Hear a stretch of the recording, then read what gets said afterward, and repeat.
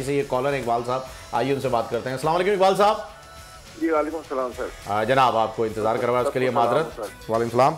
जी जनाब, सवाल आपने सुना जावेद भाई का? जवाब दे दूं? जी जी पहले जवाब दे। जवाब है मुरलीधरन। ओके जी ठीक है, कुछ कहना चाह रहे हैं?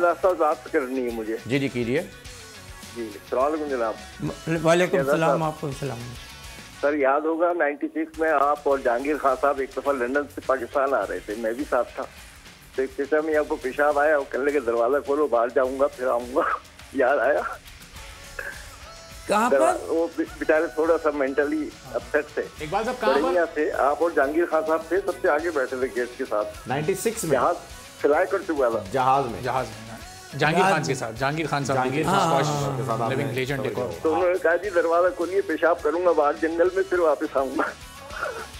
बस मुझे वो किस्सा याद दिलाना था आपको। अच्छा इकबाल साहब, मतलब वो चचा आप थे? जी जी जी मैं साथ था इनके। अच्छा नहीं वो वाले चचा आप थे? नहीं चचा तो अच्छा वो कोई और थे। चलो ठीक है बहुत बहुत शुक्रिया, बहुत शुक्रिया। सब्सक्राइब करें और बेल दबाएं ताकि कोई खबर रह न जाए।